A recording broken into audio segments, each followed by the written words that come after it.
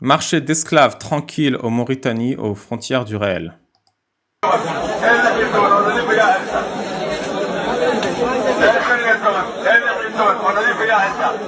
Je suis pas sûr si c'est un marché d'esclaves, je sais pas pourquoi elle est enchaînée avec le mec à son haut-parleur. Il y a moyen que ce soit un homme qui vende un être humain.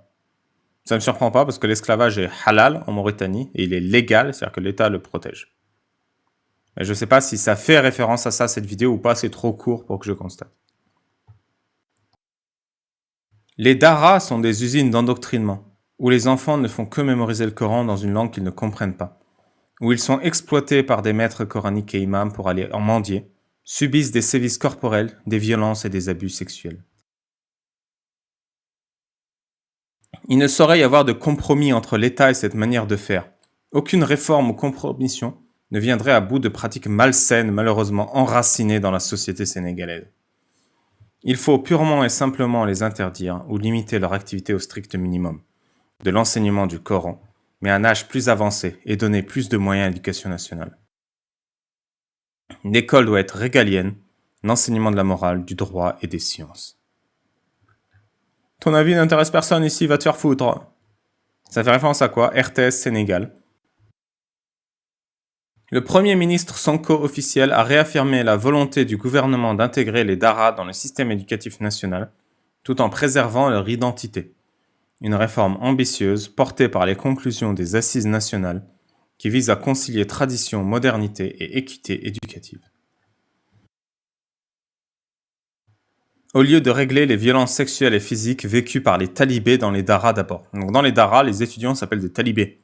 Donc ton père, il va t'envoyer en général pour apprendre le Coran et il va rien te donner. Donc pour te nourrir, l'imam va t'obliger à aller mendier dans la rue pour lui ramener de l'argent.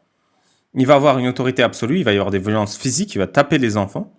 Il va y avoir des violences sexuelles, il va se taper les enfants aussi. Équité, non. L'équité, c'est donner des chances à nos enfants de devenir médecin, avocat, ingénieur. La religion, pour ceux qui croient, c'est bien, mais l'école, c'est pas le lieu pour ça. Pendant ce temps, 38% des Sénégalais vivent sous le seuil de pauvreté.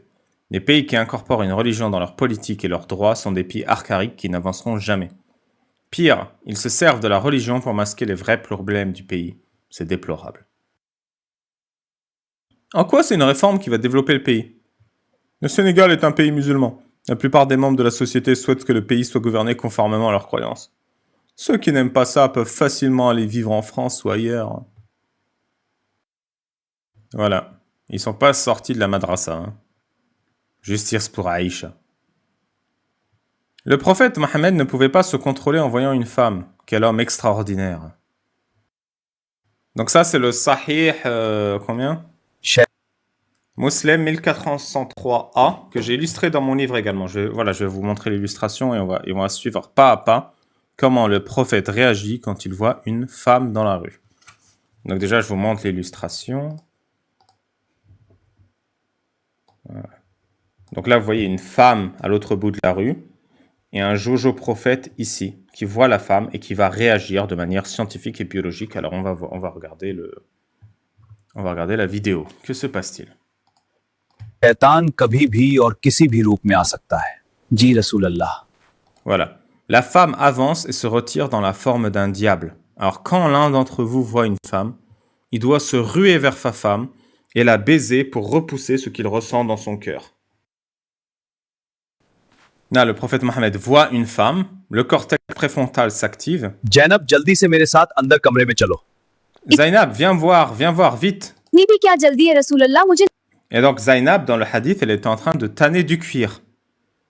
Et donc Mohammed, il dit vite, on va baiser. Et Zainab, elle dit non, mais laisse-moi prendre une douche. D'abord, je pue le cuir. नहाने दो, मेरे अंदर से चमड़े की बदबू आ रही है. मुझे जल्दी है. Non, tu te laves pas, je suis pressé.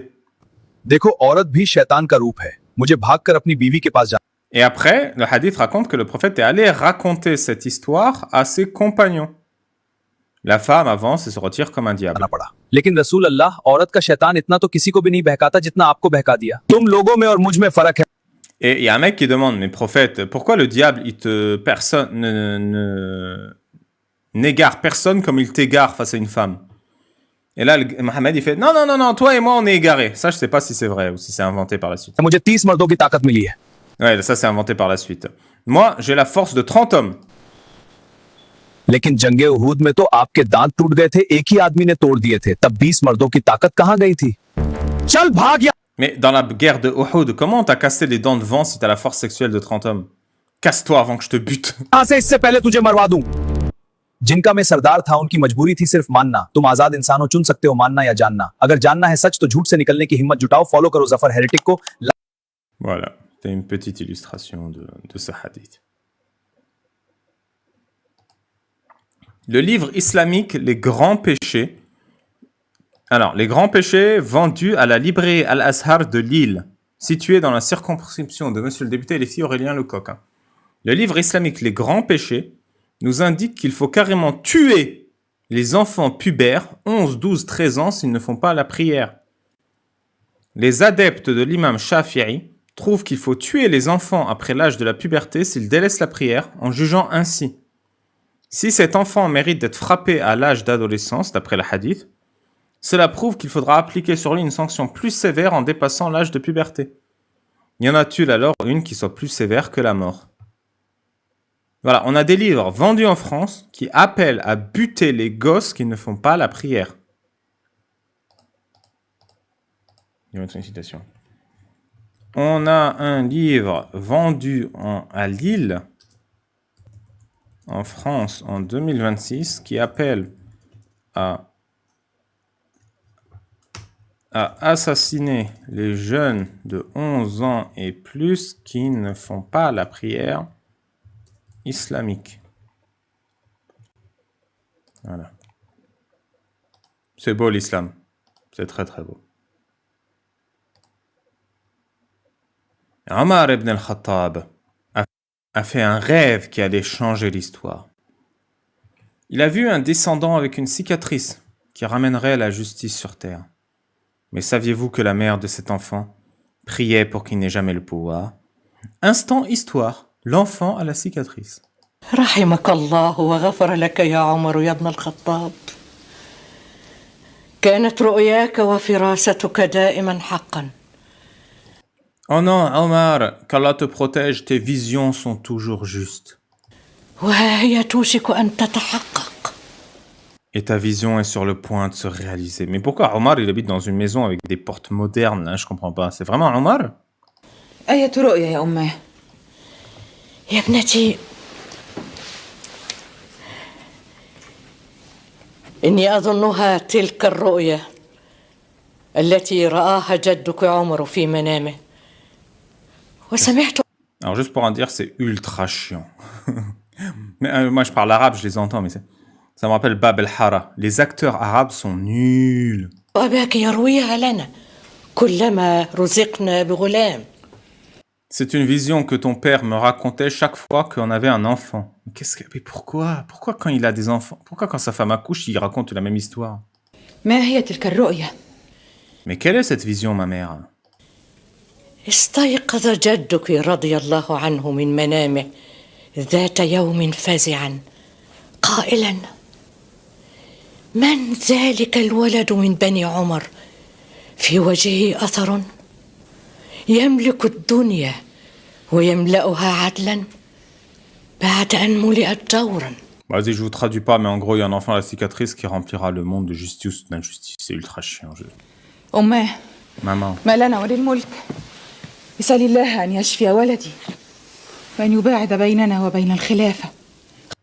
Ma mère demande à Allah de soigner mon enfant et de l'éloigner du califat pour qu'il ne devienne pas ce tyran. خيرها وشرها عدلها وجورها كما باعد بين المشرق والمغرب. وما تشاءون إلا أن يشاء الله. Je sais même pas pourquoi je vous ai tagué ça en vrai, c'était ultra nul. Plus jamais, je suis désolé, je suis vraiment désolé. Ah, voilà, enfin un vrai sujet. Alors, on va écouter ce qu'il dit. Gloire à Allah, gloire à celui qui a créé les putes du paradis. Elles seront comme le rubis et les coraux.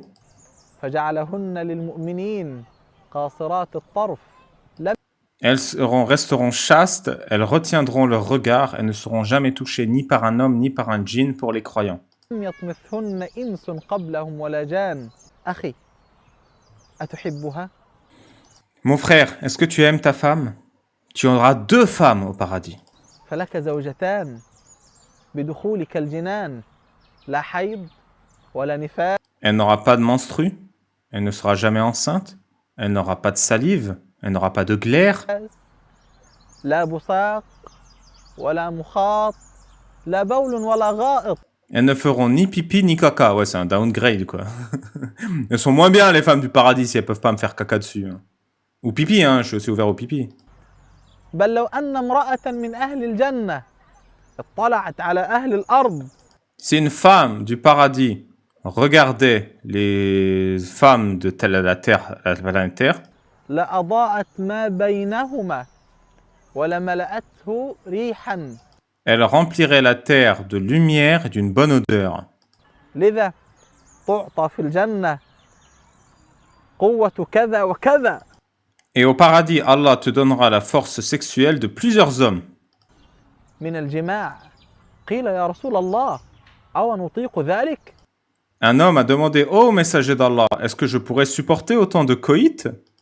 قال يعطى قوة 100 رجل. Et le prophète a dit, ne t'en fais pas, Allah te donnera la force sexuelle de 100 hommes. فهي تغار عليك. Alors les vierges du paradis seront jalouses de ta force sexuelle, et elles chanteront pour toi. وتغني لك.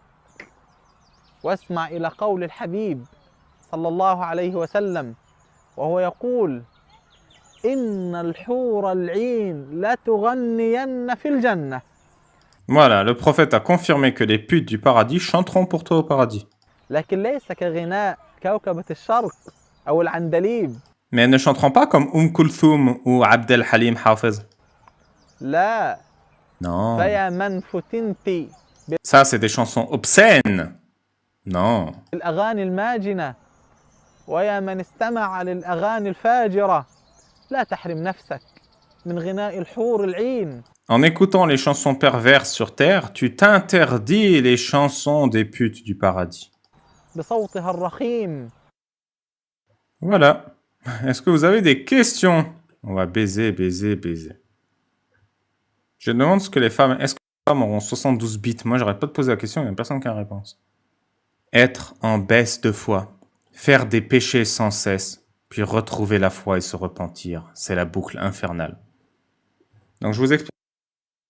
Tous les musulmans ont des baisses de foi. Tous les croyants, de manière générale. C'est quand tu as une pique de foi, baisse de foi. Et baisse de foi, en fait, c'est l'intelligence et la rationalité.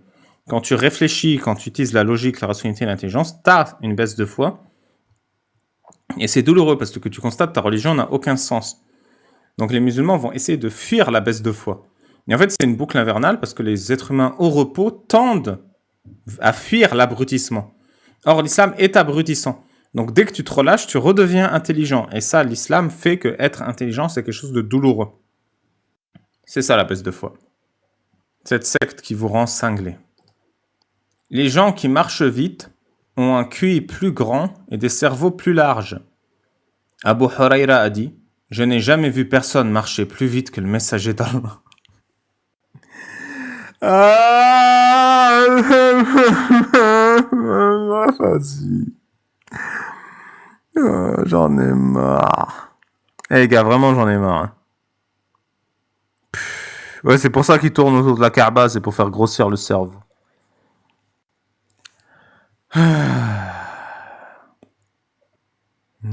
Et en plus, il marchait vite avec une seule sandale. Imaginez s'il portait ses 2 sandales. Non, mais il enlève une sandale pour marcher, c'est pour se donner un handicap, sinon il est trop intelligent. Une campagne sponsorisée de Sciences Anno sur les réseaux sociaux interroge. En cause, l'utilisation de l'image d'une femme voilée pour illustrer une enquête sur la consommation de drogue en Belgique. Du genre. Mais qu'est-ce qu'Allah se brise le dos. Sénégal. Le charretier Mustapha Sen prend 3 ans pour abus sexuel sur une fillette de 7 ans. Sénégal, c'est Pédolande. T'as 3 ans pour V sur une fille de 7 ans et 6 ans pour homosexualité. Ouais, je suis bien d'accord. Tu prends plus cher pour V sur fillette que pour homosexualité. Genre, 2 mecs adultes qui s'enculent prennent 2 fois plus de prison qu'un PO criminel. Un petit bout du paradis. Oh, Yahvé, tu dis que je devrais donner 10% aux pauvres? 7, c'est un peu trop. Et pourquoi les pauvres auraient besoin de 5%? Le mieux que je peux faire, c'est 2%. Et là, il y a Yahvé qui répond, ok, tais-toi pour une seconde, j'ai une autre idée. Tu devrais couper le bout de ta bite.